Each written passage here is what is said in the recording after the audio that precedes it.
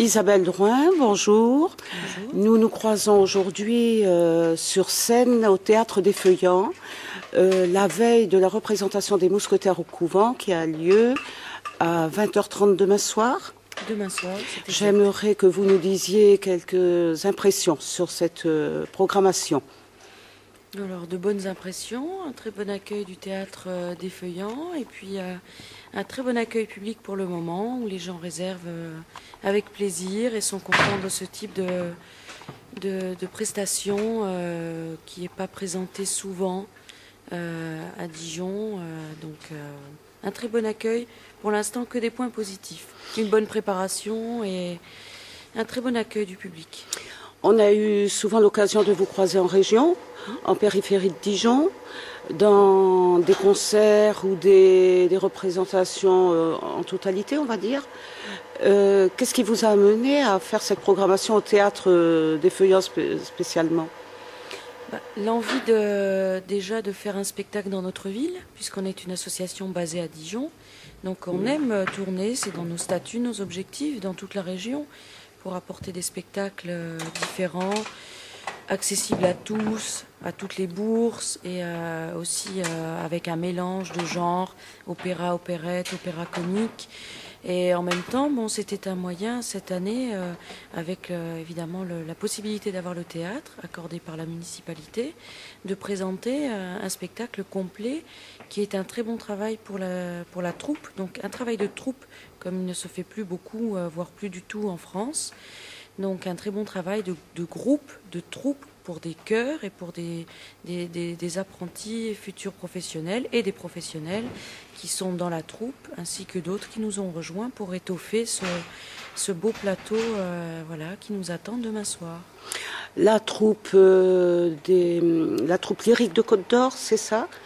Et récente, elle date de quand à peu près? Alors elle a été créée en 2007, a démarré ses fonctions en septembre 2007 avec dès le début des premiers spectacles au château de Gilles-et-Cîteaux.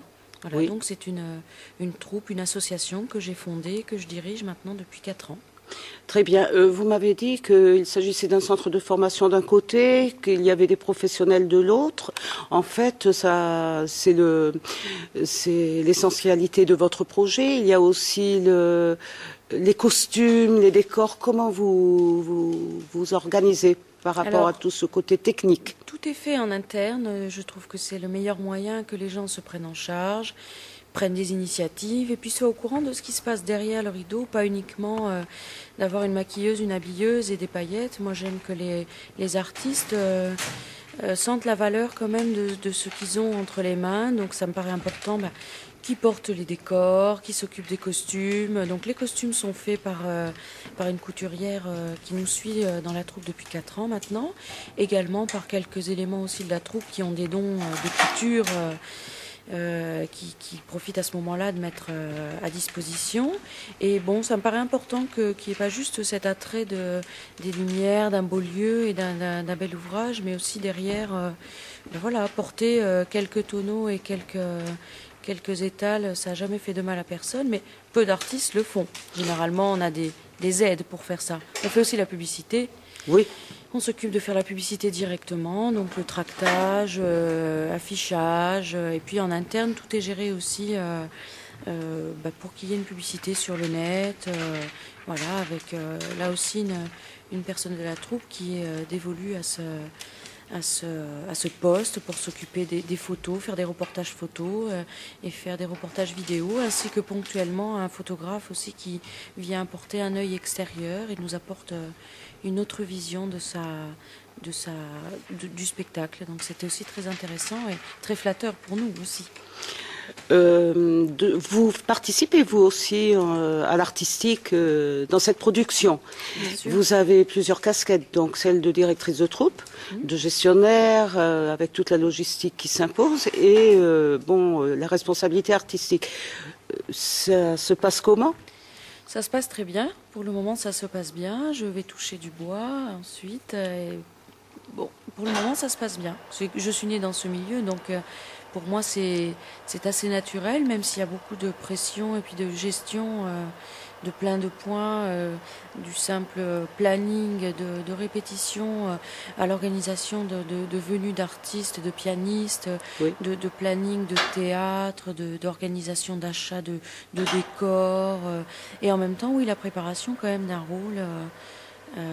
Avec des parties de texte, et je tiens à dire que tous les rôles solistes tenus par les éléments de la troupe font aussi les parties de chœur, ce qui est important parce que c'est assez rarement fait aussi. Ça fait partie des structures. Ça fait partie de la structure et de la formation. C'est important aussi pour que l'ensemble soit étoffé, et là aussi pour que les futurs artistes ou même ceux qui sont déjà dans ce métier déjà participent complètement, et puis n'aient pas que cet attrait soliste. On n'est pas que soliste, on est artiste en général, donc faire les chœurs, c'est pas une honte. Je voudrais, pour terminer notre entretien, passer au rôle de Simone. Simone, pour vous, ce n'est pas votre répertoire habituel?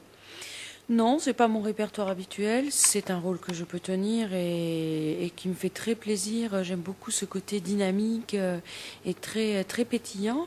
En même temps, ça demande une voix quand même présente, corsée, mais agile.